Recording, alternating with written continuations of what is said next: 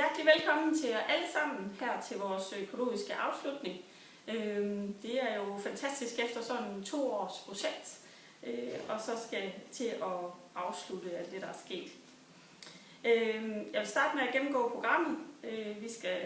Vi vil starte lige om lidt med at læse eventyr op, nu når jeg har præsenteret det. Og det er fra vores lille kogebog, som I alle sammen får set om ikke lang tid. Så vil jeg lige præsentere projektet fra vi startede til slut. Og derefter så vil vores underviser, Anders og Danusa, de vil fortælle lidt om, hvor vi har besøgt leverandører, og hvad de har lavet omkring udviklingsdagene, og hvordan vi har fået vores kogebog til at blive en virkelighed. Både den lille, men også arbejdskogebogen, som jo bliver udleveret til alle jer deltagere. Projektet starter med, at nogle ledere op fra Struer, nogle af jer ledere, der sidder her i dag, kontaktede Danusa og jeg, for at I havde haft et besøg fra økologisk, altså vores rejsehold for økologi inden for Fødevarestyrelsen, hvor at der var nogle penge, man kunne søge, og det havde I jo så vældig lyst til at gå i gang med. Så I har kontaktet Danusa og jeg, så vi har lavet det her møde, hvor vi har siddet og snakket om, hvad er det lige præcis, at I vil have mødet skal indeholde, eller hvad det projektet skal indeholde, og hvordan er det lige, vi skal få det hele sat i gang og få deltagere nok. Så der har lavet simpelthen et infomøde, sådan at I inviterede jo faktisk nogle andre kommuner, som kunne komme og høre på, hvad var det, vi gerne vil sætte i gang. Derefter fik vi nogle samarbejdspartnere inden for landbruget. Det skal man simpelthen have, når man skal søge som en uddannelsesinstitution. Og det var så Thise og Ausumgaard, der hjalp os til at få lov til at søge. Og det er vi sådan rigtig glad for, at de vil gøre for os. Det siger vi mange tak for.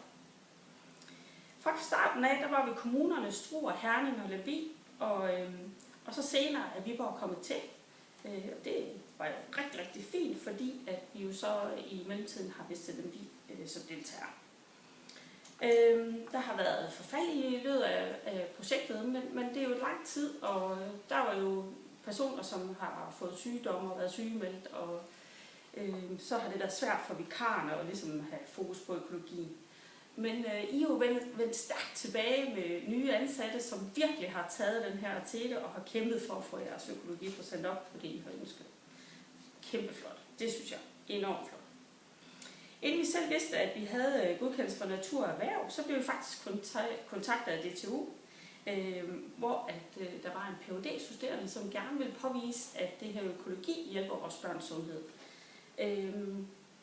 Og der er jo nogle af jer, der har haft besøg af hende. Det skulle være en børnehave, så det er jo jer, der har haft børnehave, eller har børnehavebørn, hvor Ellen så har været ude og besøge jer. Og Ellens projekt går simpelthen ud på, at man gerne vil se, om der er nærings- og kvalitetsmæssig effekt af at omlægge til økologi. Og i projektet der har der været fokus på, at det skulle være børn. Og så har hun simpelthen lavet den her aftale med jer, og kommet ud og lavet undersøgelserne i jeres institutioner. Og det har man egentlig gjort ud fra det fokus, at hun har lavet mad sammen med jer i en uge, eller en af hendes hjælpere. Og så har man vurderet, om børnene spiser mere. Det gør man jo så ved at lave det her undersøgelse igen om et år, og det er det, hun lige har gjort nu. Og også ved at gøre i børnehave på Sjælland. Spiser de mere, og hvad synes de om maden? Så der har simpelthen været en, der har taget samtaler med børnene, ud fra smileys, hvad de synes om maden, både udsætningsmæssigt, men også smagsmæssigt. Og det er så gentaget lige i de her uger, hvor de bliver afsluttet i København. Så vi kan ikke have hendes resultater endnu, men det håber vi rigtig meget på. Hun har i hvert fald lovet os, at hun gør alt for at få det færdigt, inden vi skal afrapportere. Og så det kommer med i vores afsluttende rapport. Yes. Og det skulle så gerne være sådan, at man kan se, at når man omlægger til økologien, så spiser vores børn mere, og de spiser mere sundt, og så de bliver nogle rigtig friske og aktive børn. Ja. Og projektet mål har jo også været for, at vi kunne hjælpe jer institutioner med at omlægge til økologien og få op på de procenter, I selv har ønsket. Men også, at vi får den her arbejdskogebog, som jo er alle jeres opskrifter, I har arbejdet med, som bliver samlet i en kogebog, som kan hentes på nettet. Og den kommer også til at ligge på Økologisk Landsforenings hjemmeside. Og ikke mindst har vi vores lille Pixie-kogebog, som I jo alle sammen får udleveret her i dag. Og vi håber, hvis der er forældre med børn, at de også kunne ønske at få sådan en med hjem og lave nogle af de her livretter, vi har samlet i det. Så det er vi jo utroligt stolte af. Det har været kæmpe stort arbejde at få alle de her kogeboger sat op, og ikke mindst for Danuta og Anders, som har kæmpet for at få det færdigt. Men arbejdskogebogen er desværre ikke helt færdig endnu, men den skal I jo nok få tilsendt, jeg der har deltaget. Men Pixiebogen er vi jo stolte af at have med i dag. Så sidst men ikke mindst, så vil vi jo gerne sige tusind tak til de ledere og jeg deltager, fordi at vi ved, at det har været en stor udfordring hjemme i jeres institutioner og undvære, fordi I jo bare har 1 eller 2 ansatte i køkkenerne. Så det har også været et kæmpe arbejde for deltagerne at få arbejdet op med mad og sådan noget til børnene, når de ikke har været der. Så det har været flot arbejde for alle, og det vi er enormt stolte af at være nået hertil. Og det ser jo også ud til, at mange af jer har nogle rigtig fine procenter, og nogen skal sådan set have udleveret spisemærker i dag. Så det bliver bare spændende.